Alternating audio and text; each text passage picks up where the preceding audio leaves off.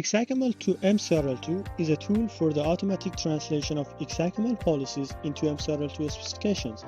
XACML is an OSS open standard that describes both a declarative fine-grained attribute-based access control policy language, as represented in this figure, and a reference architecture.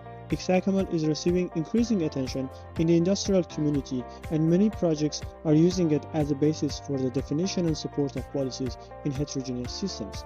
However, policy specification in XACML is known to be a difficult and error-prone task. Resolving conflicts is currently done at runtime by employing one of the several XACML combining algorithms, the gray boxes in this figure.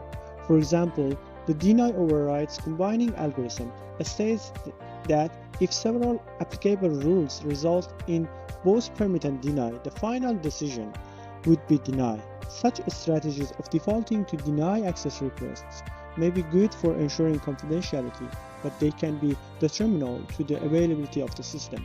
The goal of the XACML2mCRL2 tool is to assist policy authors in analyzing their policies to detect and correct errors before policies are deployed. This figure represents our approach for formal verification of XACML policies using mCRL2.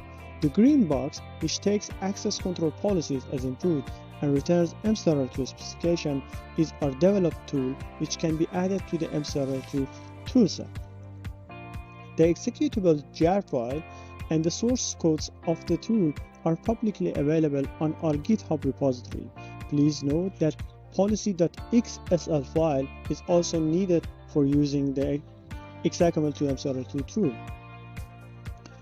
Download both in the same folder on your machine. The tool can be used through command line. You may run the tool using java-jar.xacml2mcrl2.jar. When pressing enter, you will be asked to provide the name of a XML file containing the XACML policies that you want to translate to mCRL2. For example, we use example4.xml file, which contains a policy including 3 rules as shown here. We expand these rules to see how they look like. This is rule 1. If resource ID is health data, action ID is read, and subject ID is doctor, then this rule returns a permit. Rule 3 is the second rule in this policy. If resource ID is health data and action ID is read, but the subject ID is not a doctor, then this rule returns a deny. Rule 4 is the last rule in this policy, and its XACML specification is as you see here. If resource ID is health data, action is read, and the subject ID is caregiver A, then this rule returns a permit. In order to translate these XACML specifications into mCRL2, we run the tool and provide the name of the XML file containing the XACML specifications, which in this case, the name of the file is example4.xml. After pressing the enter, the tool generates a file named policy.mcrl2. The file contains the mCRL2 equivalent of the provided XACML specifications. Here you see the process part of the generated mCRL2 specifications.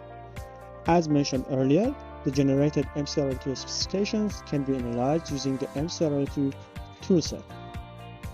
We provided the XACML specifications to our tool. The tool generated mCRL2 specifications. And now, to analyze the mCRL2 specification, we need some properties. Desired properties of XACML policies should be formulated using the first-order modal mu calculus.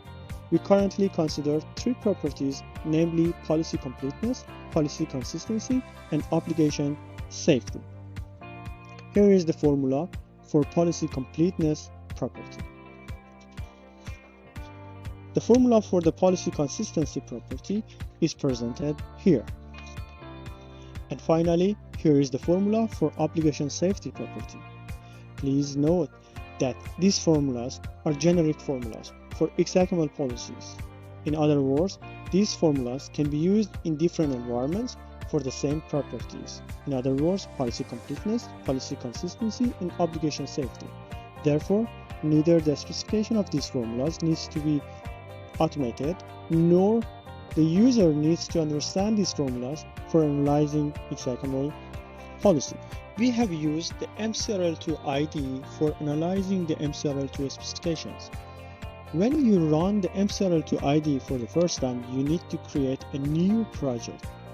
We have created a project named Forte 2022. The generated MCRL2 specifications can be copied and pasted into the main window of the MCRL2 IDE, and the desired properties, in other words, the mu calculus formulas, can be added by pressing this button on the top. When adding a property, you have to provide a name for the property. For example, we use P1, P2, and P3 for our three properties and its mu calculus formula. You may save and parse the property to make sure that the formula is entered correctly.